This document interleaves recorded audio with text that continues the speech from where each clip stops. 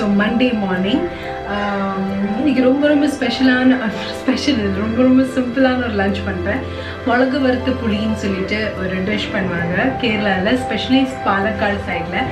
Because my dad is from Palakkad. So இது வந்து அவங்க பாலக்காடு சைடில் இந்த குழம்பு அவங்க என் அப்பா சொன்னது கருவாடு ஃப்ரை கூட சாப்பிடுவாங்க, மாந்தல் அந்த மாதிரி எதுவும் சொல்லுவாங்க போல். ஸோ பிகாஸ் நான் வெஜிடேரியன்ஸ் இது பொரியல், ஐ மீன் ஏதாவது ஃப்ரை வச்சோ இல்லை தயிர் ஊற்றி கூட ரொம்ப டேஸ்ட்டாக இருக்கும். அது வெயில் காலத்துக்கு ரொம்ப நல்லது. ஸோ அதுக்கு நான் இப்போ அதோட ரெசிபி கண்டிப்பாக ஷேர் பண்ணுறேன். அதுக்கு முன்னாடி நான் சாதாரணமான காலிஃப்ளவர் ஃப்ரை பண்ண போகிறதுக்கு ஜஸ்ட் எண்ணெயில் கடுகு போட்டு கொஞ்சோண்டு சாம்பார் பொடி போட்டு ஏற்கனவே நான் பாயில் பண்ண வச்ச, ஐ மீன் பாயில் பண்ண வச்ச காலிஃப்ளவர் இருக்கு இல்லையா, அது அதில் மிக்ஸ் பண்ணி உப்பு போட்டு எடுத்துட வேண்டியது. That's it, done. Your cauliflower fry will be done. So first அது வச்சுட்டு அப்புறமா சைடில் நான் கொஞ்சம் அப்பளம் பொரிக்க போகிறேன். Once it is done, we'll be making மிளகு வறுத்த புளி.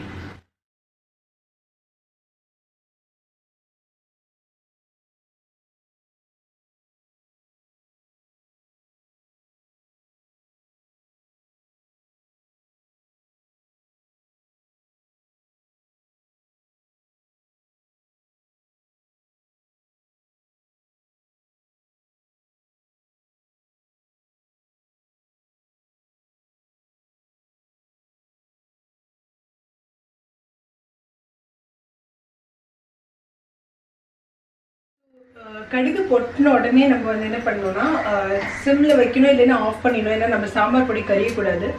1 spoon of sambar, 1 or 2 spoons of sambar பொடி உங்களோட டேஸ்ட்டுக்கு தகுந்த மாதிரி, அண்ட் காயப்பொடி மிக்ஸ் பண்ணிவிட்டு இதுலேயே உப்பு போட்டுடணும்.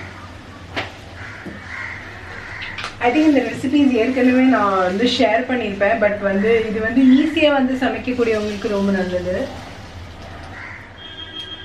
ஐ மீன் டக்குன்னு செய்யணும்னா இது ரொம்ப ஈஸியாக இருக்கும். இது தனியாமல் இருக்கணும். இதில் இந்த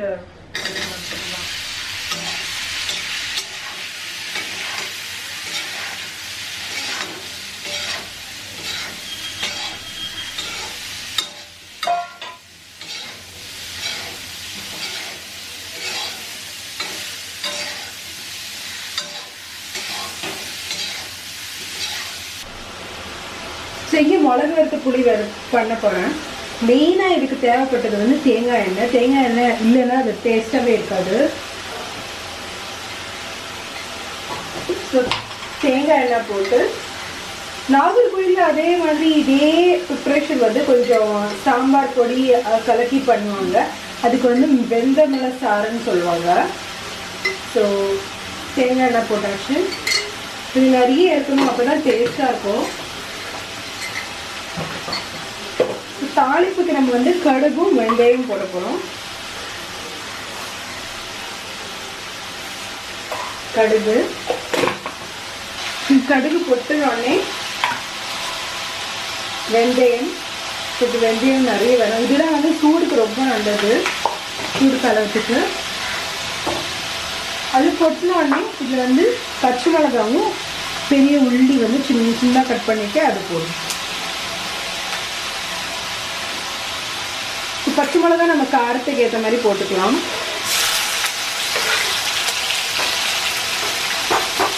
நிறைய பச்சை மிளகா வேணால் கூட போட்டுக்கலாம், நல்லா டேஸ்ட்டாக இருக்கும். ஸோ டிபெண்ட்ஸ் அப்பான் உங்களுக்கு எவ்வளோ காரம் வேணும் இந்த குழம்புல, அவ்வளோ. சைடில் என்னோடய காலிஃப்ளவர் வெந்துட்டுருக்கு. ஸோ அந்த சத்தம் வந்துகிட்டே இருக்கும்னு நினைக்கிறேன் உங்களுக்கு. ஸோ இங்கே பச்சை மிளகா ஆல்மோஸ்ட் வேகிற சமயத்தில் வெங்காயம் போட்டுடலாம்.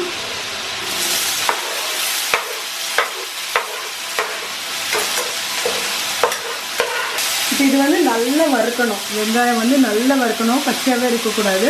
சால்ட் போட்டு நல்லா வறுந்தோடனே உப்பு ஐ மீன் புளியோட கரைச்சல் தண்ணி இருக்கு இல்லையா, அது போடணும். அவ்வளோதான்.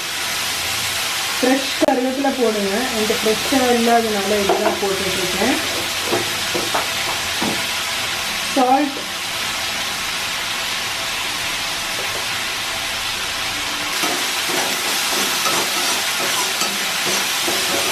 இங்கே காலிஃப்ளவரும் நல்லா ஃப்ரை ஆகிடுச்சு.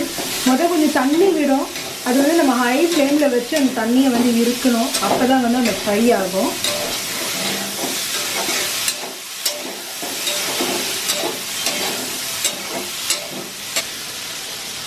ஸோ இங்கே வந்து நம்மளோட வெங்காயமும் நல்லா ஃப்ரை ஆயிடுச்சு.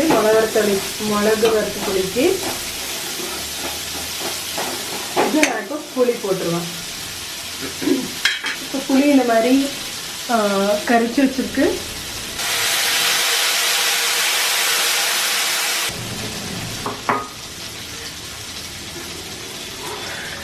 எவ்வளோ புளிப்பு வேணும் அது தகுந்த மாதிரி போட்டால் போதுங்க.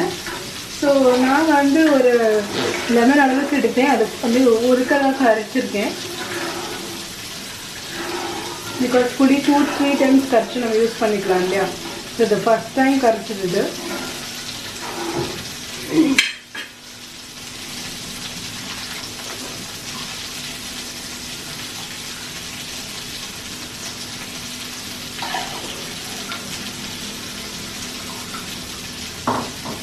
அவ்வளோதான். இது நல்லா கொதி வந்துச்சுன்னா நம்மளோட மிளகு வறுத்த புளி, பாலக்காடு ஸ்பெஷல் மிளகு வறுத்த புளி வந்து நம்மளுக்கு ரெடி ஆகிடும்.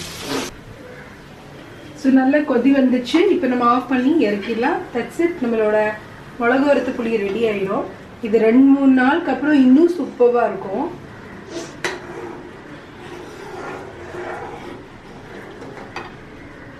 That's it, done.